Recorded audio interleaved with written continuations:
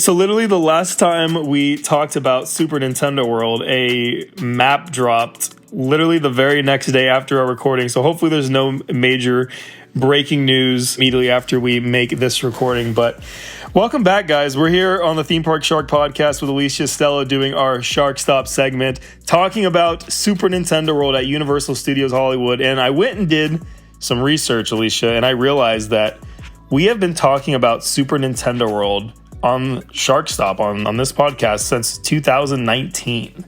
So this is long awaited. This has been a long time. And this is, I know we've said this in a few episodes now, but this is truly like the end. Like it's happening right now. What's funny is I've been talking about Super Nintendo World in general since 2017. So this has been a very long journey. Of course, it's open in Japan, but now this is the second Super Nintendo World opening at Universal Studios Hollywood. And we have what? We have an official opening date now at the park. It looks like we are opening February... God, why did I just scroll? I scrolled too far. We are opening February 17th, 2023. So from an official opening date, we're actually almost 2 months to the day right now. It is. It's so real. It's so soon. I can taste it. What's funny is everyone was assuming it would be March 10th. I think we even mentioned it last time because MAR10 looks like Mario. So it's like, yep. But they don't want to hold off. They want to open it. It's like, It's ready to go. We have some time for previews. Let's get this open. Let's not even wait for the fun Mario Day. Maybe they'll do something special on March 10th. I don't know. Maybe make a plan to go just in case. Maybe they'll release a special stamp inside the app for that day. That would be cool. It's funny you mentioned special things because I have heard word that there are some special items planned for actually like the opening day. So there's going to be some opening day Super Nintendo World Hollywood merch from what I've been told on that actual opening day that's going to be sold. So I think that's pretty cool. That is really cool. You know, we didn't talk about it, but since our last episode, hasn't popcorn and drinks dropped on the lower lot? Since our last episode, we discussed it just because we were kind of seeing the makings and we were seeing it being built behind its little work wall. But there's officially now a snack stand on the lower lot right next to Jurassic World to the right side of the queue entrance. There is a little snack stand and selling 3 different drinks themed to Mario, Luigi, and Peach, as well as some popcorn. It is a very, very cool stand that I haven't had a chance myself yet to go check out, but you know, there's plenty of reviews out there that have already been coming out, and I'm just super excited now to finally get in the park here within the next week and check out some Super Nintendo World official food that's finally out and living in the world. That I feel like we've had the merch, like that was the cool first step, and then now that you can actually go in the park and get some Super Nintendo World food, that feels like the next step. Like, yes, like it's all happening. It's coming together. This is actually something real that I can go in and taste now and actually have some Super Nintendo World food. So that's been really exciting to see. What's cool is it's the same drinks that were introduced in Japan before that land opened at the Mario Cafe, which was like the Schwab's Pharmacy redone. Yep. So you can we've been talking about it on and off about how are they going to bring over some of the foods and drinks that they have over in Japan? And this kind of proves that they are doing at least some, because these are the 3 exact drinks with even the little mustaches on the straws. These are soda floats and they're named the same. They're in the same cup. And also I think we got word, was it official word, that some of the foods from Kinopio's Cafe in Japan is going to be here at Toadstool Cafe in Hollywood. Did you hear which ones in particular? I did not save an image, but the Mario burger, the Luigi chicken sandwich, although they changed it from green curry to pesto, which makes sense. He is an Italian plumber, and this is America. We have different tastes here. Nice. But I'm still holding out hope they put the little Mario and Luigi hats on top of the burgers. Have the hats. They call it a question mark block tiramisu. Yep. And instead of the peaches cake, it said peaches cupcake. So instead of that really expensive cake for 4 people, it looks like they've downsized it to a single cupcake, which again, I think that's a good change. There have been some modifications across the board, even inside the land. But no, something as simple as a cake to a cupcake, green curry to a pesto, minor changes. but the overall like feelings remains the same. Cool. No, it sounds like we are getting like similar items, just kind of like slightly tweaked and modified. So that's great and cool to see. And like you said, as long as we get those hats, I don't think the rest really matters. I think they could just serve the hat on a plate. We'd be like, this is it. This is what we were hoping for. I have priorities. So I think the big question everybody wants to know, and I don't know if I'm sure you get this message just as much as I do. People will text me, hey, I'm going to be there, end of December. Hey, I'm going to be there second week of January. Hey, I'm going to be there, first week of March, like whatever it is. They'll tell me the date that they're going and if I think they're going to be able to experience Super Nintendo World. Sometimes it's obviously after the date where the park opens. I'm like, yes, it opens the 17th. You're fine. And other times it's, something as early as next week, and they'll ask me if I think they're going to be able to experience Super Nintendo World. And I think something that we can say that's already been confirmed just via emails that have been sent out already is that there's going to be some sort of annual pass holder preview. Right, and I'm sure as soon as this episode goes out, there'll be the RSVP emails will go out. But so far, as of currently, there is no dates, right? Like as of now, we do not know exactly what dates they will be, but there will be a reservation system for the annual pass preview. So you will have to book that date when you get that email, right? Yes, we don't know the exact date. Just like you're saying, we don't know exactly yet. It's going to happen as soon as we end our episode today. But we don't know it as of recording, but it's going to happen soon. And when that happens, guys, it's basically just going to be up to you to be ready, have your eyes set on your email and be ready to input your, past member ID and go for it and reserve your spot in that annual pass holder preview. But the interesting thing that I do want to point out is that there's probably going to be a soft opening before that even happens. Well, hopefully. I wouldn't even say probably. I'll say hopefully. Yes. Because it does seem like they have enough time between previews and opening. But you know what we do know? We do know how the actual visiting the land's going to work when it is officially open. Which is was a big question mark, and a lot of people were messaging me. They're like, "I'm planning on going. It's going to already be grand open by then. Will I be able to get in? Do I have to make a reservation in advance? Is there a lottery?" And Universal Hollywood has, at least as of now, confirmed that the land will just be open beginning on the opening date. Yep. And you could just go down to the lower lot, get in line, get into the land. But if the land is currently at capacity when you arrive, you can then go onto the app or one of the kiosks on the lower lot and make a reservation, a timed re-entry to the land for later that day. So it's kind of like the best of both worlds. Instead of having to make a reservation or a boarding group like Disney does, off-site, you just go in the morning, go to the land. If the land is too full, then you make your little reservation to come back later that day.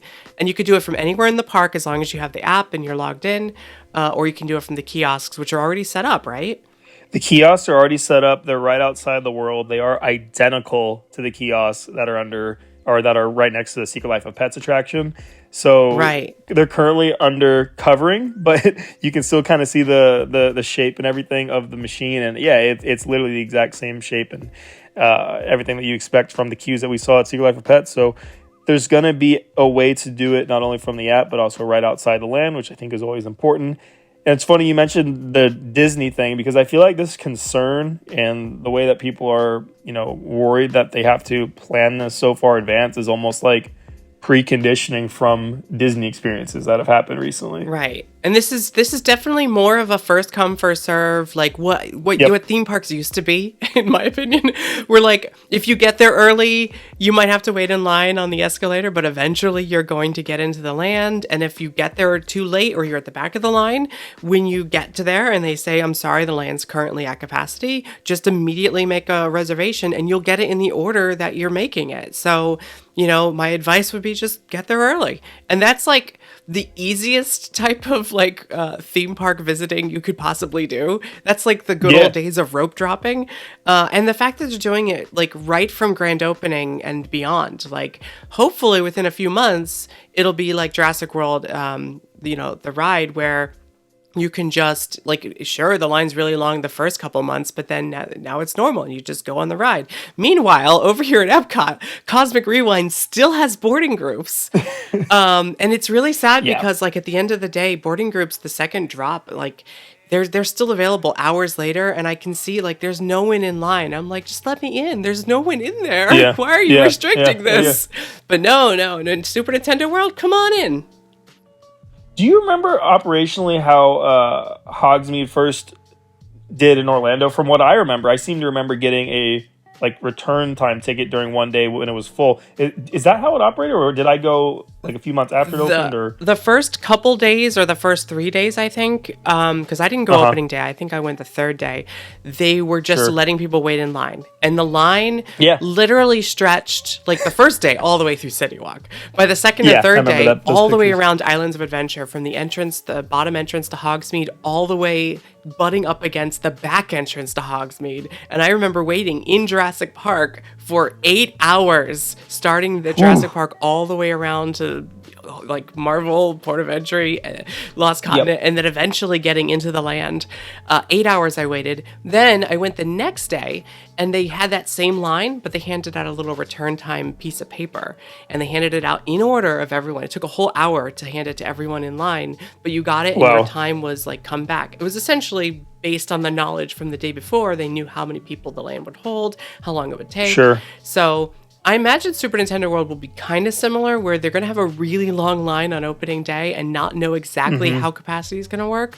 They might cut it off early; they're not too sure. But by a week later, they're going to have this. They'll be experts at this. They'll know how exactly where to cut the line off, when you need to start going on the app. So, please be patient the first day as any new theme park attraction opening. But as it goes on, I think that this will be, pretty smooth going. I'm hearing rumblings of the beginning of this world doing its technical rehearsals sometime in the first or second week of January, so very early, which would give them roughly a month of on and off operations to get this off the ground. Do you think something like that, and I'm sure it does to some capacity, helps in terms of that first day line and just everything being outrageous, or do you think no matter what, people are just have their eyes set on that date and that's the day a lot of people are going to be showing Well, up? if we're sitting here talking about like special merch or special items for opening day, Right. They're That's a not good going to point. be able. I think you eliminate some of the people that would go with pass holder previews. I think that helps. Like, oh well, I already went with pass holder preview. I'll wait a week to go back. Like, so that should help decrease it a little bit. But of course it's going to be madness.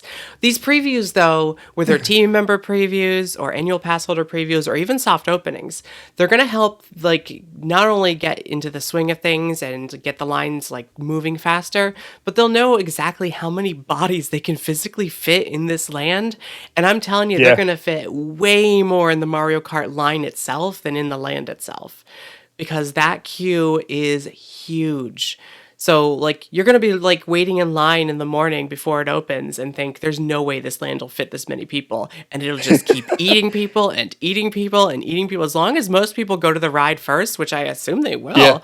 you're Yeah, going to be yeah, yeah, yeah. surprised by how much actually fit in there. And it's going to be the previews that really tell them. There's going to be a lot of people with clicky things. And they're going to figure out exactly how many bodies they can fit in that line. And we're all going to be surprised how many it is.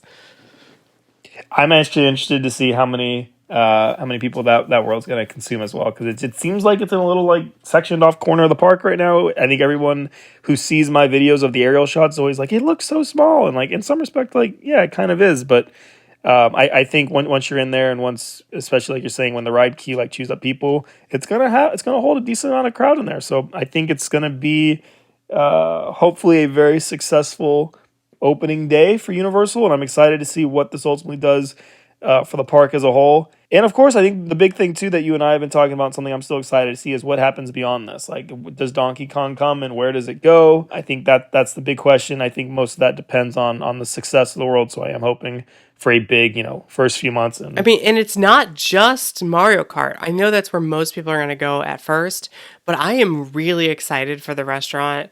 Like unreasonably excited. I think when I get it here in Orlando, that's my new office. Like, move over Pizza Rizzo. I'm gonna be at Toadstool Cafe all the time. Like maybe eat there early. If you get into the land, maybe eat there early because I have a feeling that's something that'll reach capacity. It might be hard to. That's gonna be the hottest new club in town.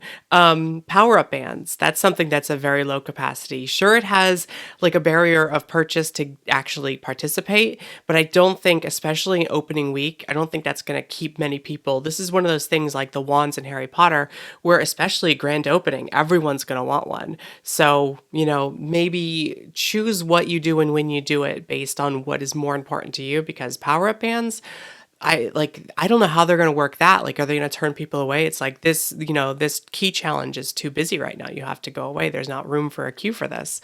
So that'll be interesting to see. But we have the Mario Kart ride, we have the power ups. We also have meet and greets. Have you heard anything? I noticed the app is missing a certain character in the meet and greet section. Yeah, so not only did, we had a map released, I guess, unofficially across Twitter and forums and stuff that showed meet and greet characters across the world. And we also, the website in general, the University of Hollywood website updated, showing off the ability to meet characters. And there is an image that, from what I have seen, normally includes Toad. And for Universal Studios Hollywood's meet and greet characters, it does not include Toad. So in the last episode, you and I kind of speculated on it, and now it seems like there's evidence, almost from the parks themselves at this point, that points towards no Toad. And that is just so odd to me. I mean, okay, I can forgive not having the entire Yoshi ride, but I draw the line at no Toad. I don't blame you.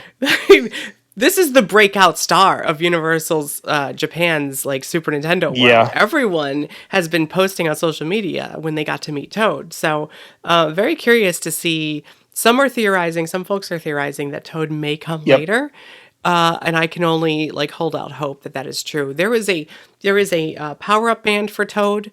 There should be a Toad. There's a Toadstool Cafe. There should be a Toad meet and greet. It's just that simple. I don't know if you noticed this too, but it seemed like in the video, where they the promo video, they went through all the things to do, and they talked about meet and greet characters, and it's then you can go to Toadstool Cafe. It's it was almost their way of replacing the meet and greet moment with Toad, saying you can go to Toad's restaurant. So yeah, we have a video screen in a window when you walk into the foyer. That's the same thing. Yep. Did you notice that most of the footage in that commercial and that preview is from Japan? Oh yeah, of course. Yeah. It was from you the exact and I, same. We've seen the press video, so we know there was 2 shots inside the ride that are new, and a power up band shot that was new. So that's kind of cool. Oh yeah, I felt like I was watching the same B-roll that I've been editing for a year or two now. So it we are intimately familiar with this footage. It's fun. You can't fool me. That's the merch in Japan. I do want to say this though, because you mentioned power-up bands, and then we've also been talking about slight alterations from Japan. It seems like Universal Studios Hollywood is going to have a new way of distributing power-up bands, and I don't know if this is just to accommodate team members working on it or what it might be. But instead of, I know Japan has these carts that are set up where you can go and purchase them. Mm-hmm. Apparently in Hollywood, there is some sort of built-in system on a wall where there are a few different areas almost set up like a vending machine where you can go up and, really? Yeah, built into a wall, purchase power-up bands straight from a vending machine type system. That's kind of neat, streamlining it, but also saving the room that a cart would take up, because there are 2 or 3 carts that just sell power-up bands in Japan. And so, yeah, interesting to see it streamlined like this. Now, let's hope there's enough capacity for everyone to enjoy them. I mean, at very least, you can hit blocks around the land without having to wait in line, hopefully, and collect your score on Mario Kart. And they're fashionable, but I wonder how these key challenges are going to go. Can you also get them in the gift shops? I assume you can get them in the gift shops. This is one of those things where I would sell it even in the gift shops outside the land. That way you can take care of it before you even get in. You can totally get it wherever you need to get it, including even inside, of course, at the 1UP Factory, which is the official souvenir store inside the world.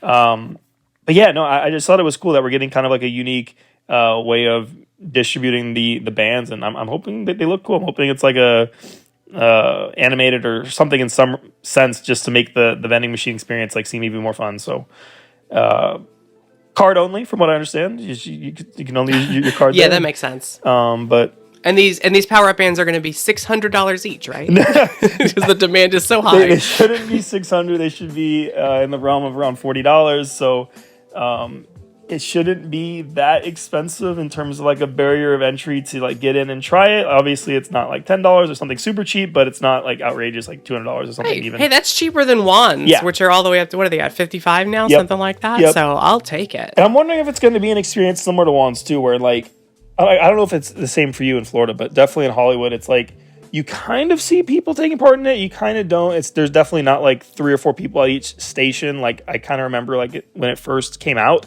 it's like you can usually find at least 3 or 4 open stations and just hop in and do what you want to do. I'm hoping Super Nintendo World gets to that kind of availability at some point, because I have a feeling it's going to be like relatively like, I don't want to use the word hard, because I don't think it's going to be necessarily hard to do it, but I just think you're going to be waiting for most of these experiences, at least a little bit. Well, you'll be able to walk by and see people doing like the question mark bricks, the coin bricks, and things that are around the land, but the ones that are hidden inside, those you'll have to wait in line, and you won't be able to even see if you don't have a power-up band. At least with the wands, you can see them happening without buying one. That's true. This is an interesting one where you have like the Bowser Jr. boss battle that you can only participate in if you've collected 3 keys and it's inside, so no one else can watch you do it. So it is a full-on attraction, interactive activity that you have to pay for, which is kind of new. It's like Wands 2.0. They've taken it a step further. It is. So we'll see how it goes. It feels exactly like Wands 2.0. And the weird thing to me, and I don't know if you get this feeling too, I feel like I can go into Hogsmeade or Diagon Alley or whatever it is and not worry about the wands. But for whatever reason with Super Nintendo World, I feel like I can't go in this world without getting a band and interacting and doing like what the land was essentially built to do. Like it feels like if you go in there and you don't get the band, you don't get like do the activities, you're kind of shortchanging yourself in terms of like the overall experience of Super Nintendo World. If I was only able to do it for one day, I would most certainly stay in that land the entire day and get everything done. But as it stands now, I think my go-to move, and this is weird, but I would totally go to Toadstool Cafe as soon as it opens. 10:30, I'm in line right there. I would buy a power-up band, but then go in line for Mario Kart and then make sure to tap your power-up band to the center of the steering wheel, and that way your first ride is recorded and you'll have your score. And I would do that every single time I ride that ride, even though I probably wouldn't even do the power-up band experiences until like a week later when things calm down a little bit. Because like I feel like not only is it required to have, but like I would want to track on the app like every time I rode the ride to see how well I'm doing, because I'm a nerd. No, we all are, and I think that's exactly what a lot of us are going to be doing. Although I'm really shocked by just like how much you're going to go after Toadstool Cafe. You have no idea. It's so cute inside, and it's got like the toads are making the food on a little screen and a little window in the back, and it's big, and it has happy music playing. Have you heard the music that plays in there? I've heard it all. It's like the old-fashioned 8-bit, but like modernized. It's so cute. I'm gonna buy every dessert the first time I go in. Probably 2 entrees and just sit there for 4 hours. Like you're gonna have to rip me away from that seat. I feel bad for the Riz. I feel like this is breaking news. I will always love Pizza Rizzo. I will, but and Satuli Canteen. These are my favorites at Disney, but now I might have a new favorite at Universal. So overall, we are roughly 3 to 4 weeks away from most likely stepping inside this world. That's just what it feels like. That's what it looks like. It feels like a long culmination of like, wow, we're finally here. And I know I'm going to be there, but I hope you get to come out here at some point, like soon, Alicia. We'll see. Yeah. We'll see. I'm very curious about some of the additional queue areas for Mario Kart. We talked about Mount Beanpole, and because it's not being utilized for a Yoshi ride, how that'll actually be the entrance to Mario Kart, technically. It's the entrance to get to the entrance. But like after we spoke the last time, there is the AR binoculars in this land. So I'm curious to how you get to those, or if that's like a little offshoot on your way to get to Mario Kart. But these AR binoculars in Japan, you look through them and they add like cartoony stuff on top of reality. Yeah. And it does look like Hollywood has at least one, right? It does. So we've seen it from shots in concept art and also now aerial shots. The binoculars are definitely there. I'm with you as well on like how like logistically how it works. Like walking around the land, I kind of want to see like how that flows once we're inside. Right. Because it looks like you go into Mount Beanpole and you're going to go up some stairs. I heard that there's a Yoshi animatronic in there. I don't know if that made it through from concept to reality. I hope so that we get one little piece of Yoshi experience. There's even like decorations from the Yoshi queue inside Mount Beanpole. So it's almost like you get a little bit of the pre-Yoshi ride experience on your way to Mario Kart. But I wonder if there's like an offshoot up there where it's like, go this way for Mario Kart, go this way to have a little break and look out some binoculars. I'm not sure. But then even from there, going into Bowser's like fortress mouth, there's still more extended queue that doesn't exist in Japan. So I'm really curious to see how that's decorated. Yeah, I think that all goes in the ballpark of our little slight changes from Japan. And of course, when we don't have the Yoshi attraction and they do, there's going to be some slight differences. But we did talk about in the last episode, we talked about what could be inside there. And I mean, just like you said, it seems like it's kind of been confirmed and people are coming around to believing that it is just an extended queue spot inside Mount Beanpole. Like you're saying, it has the theming, like a very like Yoshi feel inside of it. If we get the animatronic, that'd be super cool. And in terms of like its one-to-one-ness from the Yoshi queue in Japan, is it actually like pretty close? I don't think it's going to be as big. Sure. It's mostly the center column area. Yeah. But I do think like the decorations are pulled right from Japan. That's awesome. Just not the full length of the queue. Because really, this is just a staircase to get to the real queue. Yeah. But I like the idea that it has the ability to extend out even further, like behind it. So I'm curious to see if they open all the switchbacks on day one and we get to see how long this queue really is. And could it be the longest queue in theme park history? Maybe. It seems like, I mean, it's a queue that if you think about it, stretches from one corner to another corner of an entire world. So it kind of has to be. Yeah, it's that whole upper level of the Mario Kart building, Yeah. plus the little like connection to get to the fortress, plus the whole Mount Beanpole, plus extended queue.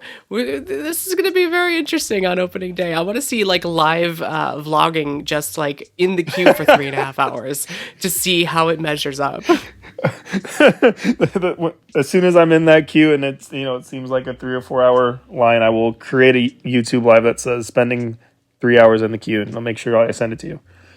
I will be with you in spirit and on video, and I will enjoy it from the safety of my home. Now, here's my question for you. Are you, in terms of looking beyond even what we're getting, in a month or two here, looking at the extension of Donkey Kong, are you pro Donkey Kong going somewhere else? Or do you want them to figure out a way to, and what I mean by that is, of course, like somewhere else in the lower lot, like i.e. Mummy, or do you want them to figure out a way to attach it? Do you want something else in terms of like the Mummy location? Like, what are your overall thoughts on what they could potentially do now at this point? Assuming like, yes, this should work. It should be a success. They should immediately already be thinking about the next extension and what else is going to come from Nintendo. What do you personally want? I've always been a proponent of expanding the lower lot, not like replacing things, especially since they've created new state-of-the-art sound stages elsewhere. Yep. So if it's possible, I would like them to, put Donkey Kong connected to Super Nintendo World with a nice warp pipe. Like we're going to have here in Orlando, like they're going to have in Japan. That would be ideal, obviously, to be able to just walk from one, like if you have to get a reservation to get into Super Nintendo World, I would like to be able to just walk through that pipe to get to Donkey Kong while in the land and not have a separate situation.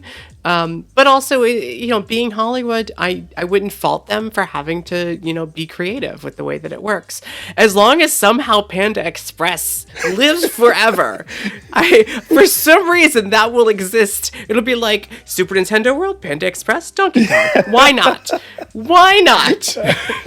It's funny because people were pointing out on Twitter just a few days ago, like the actual plot of land where Panda sits and how significant it really is right there next to Super Nintendo World. And it is kind of shocking when you see it in its scope right next to the world that like it's still there. It's like the Kid Zone curse over here in Orlando. It's the Panda Express, like, bless. Yep. That's been blessed. It can never be removed. It's a load-bearing Panda Express. It must exist. It's very interesting, and I think that's Kid Zone West. Let's make that official. Panda is Kid Zone West. I'm excited I hope that nothing has changed and that it's still happening, but I'm excited to see little flags popping up where the supposed Fast and Furious roller coaster is supposed to go. Yep. Because it shows me that, yes, they're opening this new land, but they're not going to like rest on their laurels and just sit. Like they're moving on with the next project already. So it's exciting to see some movement. And like if we're this excited just for little flags and little spray paint on the grass, like I can't imagine when things start to come down, when those theaters start to come down, like it's going to start to feel real that like, yeah, Super Nintendo World is open. A roller coaster is coming. Yep. And then, there might be an expansion for Super Nintendo World. There might be more rides. There might be more Potter expansions. The possibilities for the next like 5+ years are so exciting. And I think I'm glad you pointed out special effects and animal actors before we end this episode, because if you guys haven't been keeping up with us, Universal is closing both animal actors and special effects. It says curtains close on both shows January 8th, 2023. And I just want to point out like how kind of interesting that date feels now, given the fact that like we're hearing rumblings of a potential soft opening in the first or second week of January. Like it could very well be in tandem or very close, like within the same week. Like it doesn't feel like such a coincidence anymore, like the day. Do you think that would be soft openings or annual pass holder previews? That's the thing that I'm still trying to get clarity on, is if they're gonna just do what they should do for their annual pass holders and let their annual pass holders be the true first step into the land, or if they're gonna have like a soft technical rehearsal before annual pass holders. I don't know how they're gonna do that aspect of it, but whatever it is, one of the two is gonna be in a time frame that feels very, very close now to special effects and animal actors closing. Yeah, I could see that. I could see team members giving it a whirl first just to make sure everything's working. Yep. And then pass holder previews. Hopefully there's a lot of pass holder previews, enough for everyone to get a chance. I think it stinks when you like go to the sign up page 10 minutes later and they're completely out. Yeah. So I'm hoping, I know soft opens would be really nice, but I'm kind of hoping for like a lot of pass holder previews first, so that everyone kind of gets a chance to get in there first. Yeah, no, that would be ideal. But I'm thinking of something even like Velocicoaster. Did they just do 1 day or 2 days of it?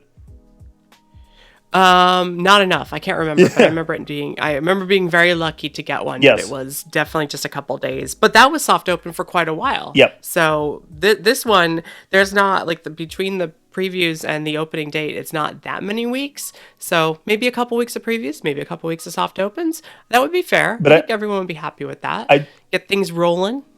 I do remember that preview being like the true first day in Orlando, because I'm pretty sure that was the day I was there with you, and that was the first day. That was even before softs. Right, yeah. So that was like, it felt like the unofficial grand opening, the first day of pass holder previews, and they crammed a lot of us in there. And that's kind of the odd thing I'm saying is like Orlando did it that way, but here in Hollywood, Pets just opened like even before pass holder previews. Yeah, that's weird. But they did that with Fallon, actually. I see. So, like, it happens here sometimes, too. It just depends. I think more often than not, all the theme parks tend to do scheduled previews before soft opens. Yep. But I guess if they're just sitting around and it's ready to go, maybe. You never know. Yeah, this is one of those odd things, too, where it's like I feel like they just want everything to be perfect. So I'm almost curious if they would be okay with, like, technical rehearsal, like mishaps and things not going well, even before their pass holder previews, which is like kind of weird to think about. But so what you're saying is everyone as of January 8th needs to just have their like emergency bag packed and ready to go to the park, because as soon as a social media post says soft open, you be there. I'm saying don't even have a bag ready. I'm saying just camp outside the world and just wait. That's what I'm, because that's what Sit I'll by be those doing. kiosks and wait. I'm weird. Get one of those I'll have a tent and a mustachioed fire. Like, ice cream floats. yes. Get your Star popcorn bucket, turn it on, and just sit. Yeah, if that's what you're into and that's your kind of thing, like, yes. I actually did that for pets right before the virus that hit. I did that for like 2 or 3 weeks straight, and it never opened. I remember. But yeah, no, if you wanted to, like, if someone asked me, like, they were really into it, what should I do? I would say, actually, here, how about this? Go to Panda, get some get some orange chicken. Get some chow mein noodles and just chill. Probably starting January 8th. That's when the theaters close, right? Yes. So, like, maybe that's a good day to just be around. All right, so you ready for this? Breaking right now on the Universal Studios Hollywood Twitter. I can't make this up. Past members, you're invited to be among the first to experience the new Super Nintendo World before the official grand opening. RSVP starting January 5th at 1:30 p.m. Pacific. Limited capacity restrictions apply. Visit, and they put their link.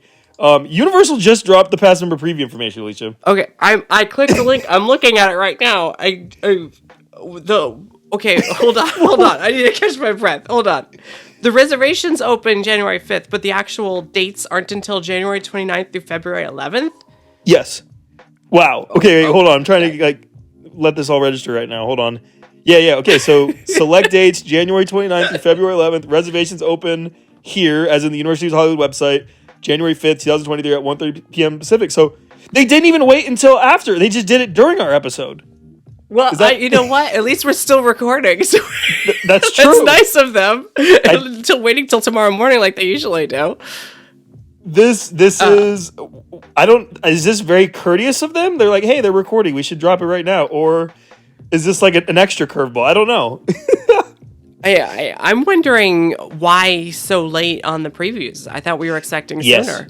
Yes, very true. So I love that you pointed that out. So this window of January 29th through February 11th, but very, very closely up to the actual grand opening, we're expecting to get in there even sooner than this. So I think this actually might have just confirmed the theory of technical rehearsals happening sooner than the actual past member preview. So they're going to be, intermittently on and off. It's not going to be every single day, and it's only going to be for probably short stretches, a few hours here and there on certain days where they're going to let the general public just walk inside. And that means I have to get my camping tent ready. No, this isn't guaranteed or anything. You're just being hopeful. Right. Because it means hopefully, but it means most likely. It sounds like, I assume they'll have to do team member previews first, but that could be done like well before January 29th. So that gives them a couple weeks maybe of being able to have, speaking about this past member preview, because I'm just reading it now while I'm talking. It's interesting. It does include, even if you have a blackout date, you can still get into the park as a pass holder for this preview. If you get an RSVP, you get into Super Nintendo World before the general public. Access to the Mario Kart ride, of course. Food and beverages will be open, but also the interactive stuff, the power-up band stuff will be available. So that's good to know that everything should be available during this preview. Yeah, this is it. This is literally everything that we could have hoped for within this past member preview is going to be there. And there is an extra form as well that says you've got questions, we have answers. It's a long 4-sheeter of all kinds of questions in relation to this preview event. So if you guys want more information, oh my goodness, do you see this? It's a PDF. No, I haven't. What is the event? It is an opportunity for our valued past members to preview our all new Super Nintendo World. Like, there are like literally answers to every question, including what is this event. So if you guys need more information, I'll put that link in the description. But yeah, no. Whoa, hold on. It answers a question I had. Wait, you can buy a power-up band at feature presentation in the upper lot, Universal Studio Store in the upper lot, character shop in the lower lot. You can buy them outside the land. It's in the frequently asked question PDF. So that answers that question. So, okay, so you think shows close January 8th. If there's any chance for actual like soft openings, you have this long window between the 8th and the 29th where there's nothing like scheduled. So camp out? I think you have to. I mean, if you're really into this and you want to be the true first person in there, I think Yeah, basically that window you have to begin. Like you said, like we're probably going to get the rumblings of like team members being in there first. So I think that's going to be, the telltale sign that, hey, we are very, very close. But yeah, no, it's going to be one of those things where I don't even think you can honestly really be at home. I think you kind of have to be there, especially if they're going to open it and close it very soon. And what I mean by that is like they might like let in for people for a few hours and then shut it off. So if you want to be first, you gotta sit in the lower lot right outside the entrance with your mustachioed like ice cream drink from the little stand and your star popcorn, or what? But I was to say, or you just not be weird like me and you just wait and do the preview. I like that's guaranteed. At least if you have a date, if you RSVP on January 5th and you get one of these exclusive, it's a good window too. It's January 29th to February 11th. That's maybe you'll get a preview. It's guaranteed. If you could take your laptop and work from Universal Studios Hollywood on the lower lot anytime before then, maybe if you're really, I remember I love waiting for soft open chances, but I got burned by Hagrid's Magical Creatures Motorbike Adventure, because that ride, it wasn't ready, but I still waited like 2 full days before it opened just in case. But like this should be ready, especially Mario Kart should be ready. They should have more than enough time. So very interesting. What this means to me too, I mean, just seeing all these dates, if you're someone who's just like, I just want to, make my reservation, know that I'm getting in, call it a day, and then go and just leisurely like do it. Like I want it all taken care of. I don't want to camp, right? You shouldn't have a problem getting a reservation for one of these dates as long as you're there and ready to submit like at a decent time frame when it's time to make these reservations. There's a lot of reservations. I don't know if Universal's going to sell this out that fast. Like you should be able to leisurely like be able to snag this. There's a lot of days, and if it's 2-hour windows, like you should be fine. Yeah, well, just set an alarm so that you're one of the first ones. So you could pick your desired day. That's what I always say. I don't think it's gonna be like gone in a minute. No. Well, the fact that it's not just like a free for all. You get it when you get the email. They're giving us fair warning. We have weeks to sit ready to nervously click. So instead of waiting for that spam email to show up, like this is pretty good. I'm pleasantly surprised that it happened while we're still recording. I thank goodness this happened while we're still recording, because there was a lot of information that just came out literally right now. So we have a nice little bits of information that we can add on the spot, which is really cool. I'm sorry that we're reading this in real time with you guys, but hey, you're finding out about it just as we are. So I think that's pretty cool. All right, guys, I think that's going to wrap up today's episode. If you guys want to catch more of Alicia Stella, she has the Theme Park Stop by Alicia Stella on YouTube. She has the Park Stop podcast as well, and she has Alicia Stella on Twitter. If you guys are looking for more from the Theme Park Shark, you can find our podcast on Apple and Spotify. We are at themeparkshark.com, and of course, the Theme Park Shark on YouTube. But all right, guys, that's going to wrap up today's episode of Shark Stop. As always, I appreciate you guys being here and for listening and or watching. Take care, have a great day, and we'll see you guys in the next one.